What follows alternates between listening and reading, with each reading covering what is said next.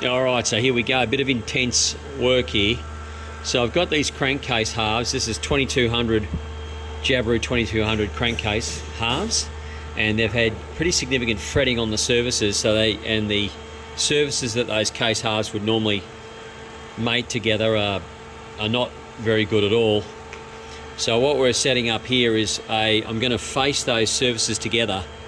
Probably I anticipate whatever I need to remove, I'll remove. So we're in the CNC machine here, so I'm going to run a facing pass across the entire mating surfaces, and then once I get a full cleanup, whatever it takes, whatever the lowest one is, they're both going to be the same. Just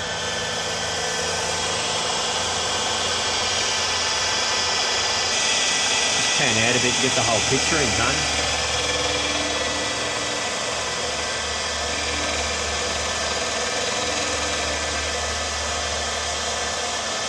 Alright, so that went quite well. Phase one done. So I painted everything black there so I could see if I had full cleanup or not. And I have got full cleanup. Obviously we're going to do a bit of deburring now. But I've got two perfectly flat surfaces now, and they'll flip over and marry with each other perfectly now. So all I needed to take off was 0.1. So I went down in the Z depth 0.1 and I got a full cleanup. Alright, so I got the case halves off the milling machine, and that worked out perfectly. So I've got a nice even machine face across each of these surfaces, these two halves. See how they're going to go, like that and like that. So those two case halves now are going to sit nice and flat, which is good.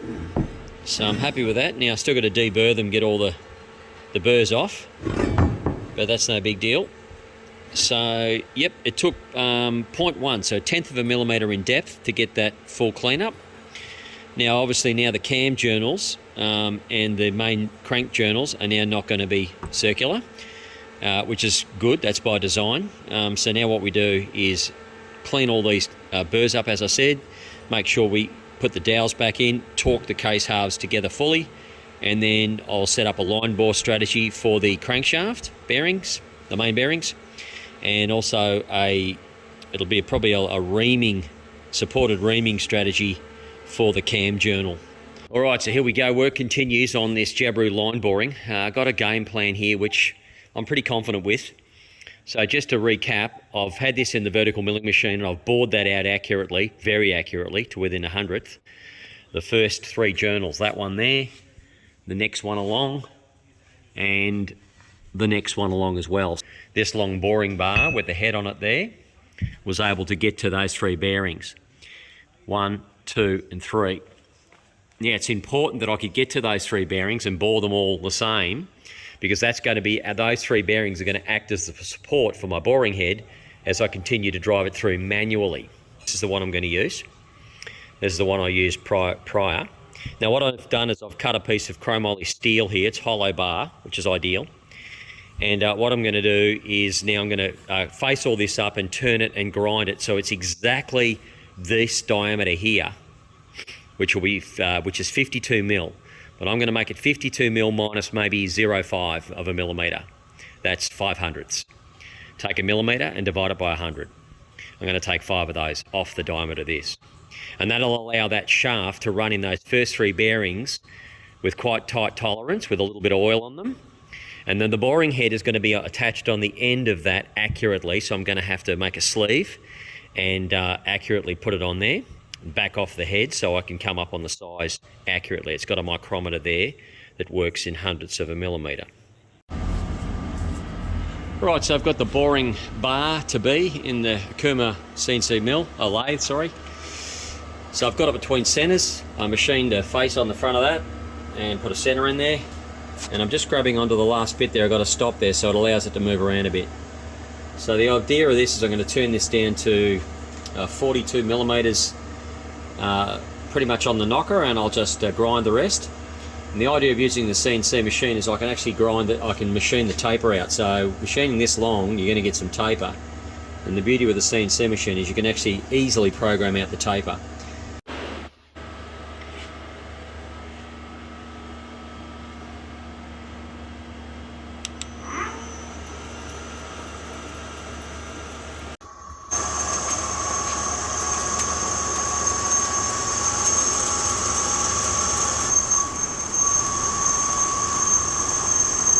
Alright, so here's the setup. I've been at this all day. And what time is it now? Nearly 8 o'clock. So, yeah, absolutely wrapped. Nice when a plan comes together. So here's my ground boring bar I made. Spent all day today, and that length of that covers the entire length of the case. In fact, you could still use that on the 6-cylinder because there's plenty of bearings in support. So as you might recall, the first strategy I did was put in the milling machine and mill as deep as I could with this extension here, which took me down to about 3 bearings, which was perfect because those 3 bearings offered the support I needed to get this little baby started. So by the time that hit the next bearing, the 4th bearing in there, it was already well supported. And then as I bored it through, it just supported itself all the way through.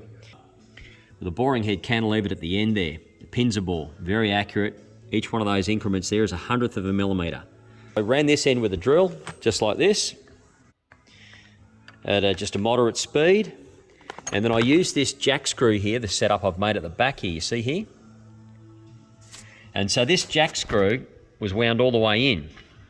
That would go all the way into the first bearing, or the 3rd bearing, or sorry, the 4th bearing. I started at that bearing right there. So I had to cut these ones in the milling machine. That one I cut with my tool, and that one, and then the last one. And I used this jack screw with that pad on the end of it there to wind it through. So as I was drilling from this end, my other hand I just reach over here and slowly wind that out to keep the feed going. Here, very carefully, because it is still on size. I'll get that started in there. Here she goes. As I said, it's a perfect fit. Perfect fit. I'm sliding that boring head all the way along. See, I cut each one as I went. And then this one goes down here. And then all the way out the other side, look. All the way right through. So that boring bar now is right through the entire case, and it spins beautifully. Right, you can see that? So where that bar, which is exactly 52 minus 05, couple of thou, is right through there, see? So this case is officially line bored. That shaft could not spin like that. That shaft could not spin like that if it wasn't straight. It'd be picking up, and that spins beautifully. Look at that. That's where the crankshaft's going to go, or well, the crank bearings. All right, the final result of our line boring of the camshaft and the crankshaft tunnels, and there you go, proof's in the pudding. So it's spinning beautifully. There's your end float, and everything's torqued up fully. I've got my sealant between the case faces, but not through the crankshaft area. That's metal and metal, pulled hard on these bolts at the moment are at full torque. So this is a realistic example of the freeness. You can see I've got my cam timings all meshed in there, you see. And everything's lubed up with the assembly lube. And yeah, so that's the bulk of it done. So that's the broken the back of this dilemma. So with the line boring now complete, this engine can go back together and she'll be as sweet as a nut.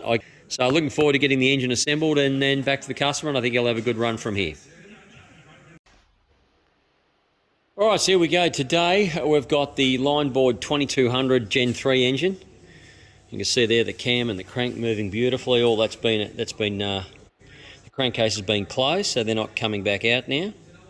So that's ready to go. But pretty much what we've got on the table here is everything reconditioned, new bearings, machining.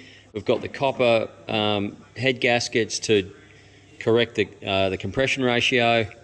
Everything clean and prepared, new seals, bearings, as I said, everything ready to go, nuts and bolts. So now what we're going to do is assemble all this, and what I might do is do an overhead video of us time-lapsing it. So I guess if you slow it down, you could watch how we do it. But yeah, I'll put a time-lapse video together of it going together, which should be a bit of fun. The key is preparation. Once you've got everything machined and sized and organised and all the nuts and bolts ready, including our templates here. So I've got some templates here for where all the nuts and bolts go can be confusing. You don't want to be looking for these when you're building it. So we've got stage 1, then stage 2 with all the various length bolts positioned. These will be our dishes with our sealants on it, ready to put on the engine, the 515, etc. So yes, organised and ready to go. So when we come back, we'll be on the time-lapse and we'll get the crankcase, backplate and the accessories on, then the cylinders, and work through the whole process. Righto, stay tuned.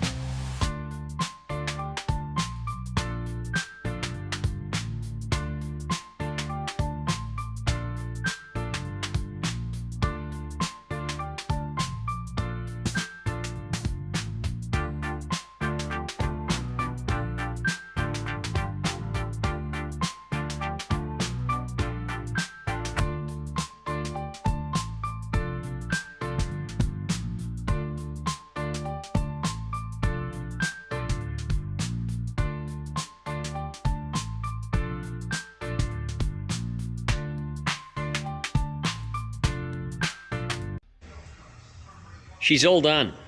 So this was the 2200 that came in with crankcase fretting, and then we had to machine the crankcase halves and then line bore, line bore the crankshaft tunnel and the cam tunnel, and that all went very well, perfectly to plan.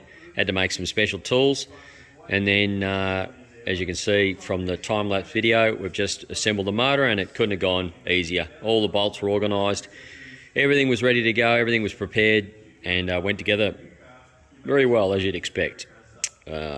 So all the ignition leads have been put on, serviced the distributor caps, sandblasted those, made sure the brushes were touching the rotor buttons were sandblasted, everything was checked, lead resistance, everything's been zip tied on as I like to do, including the caps.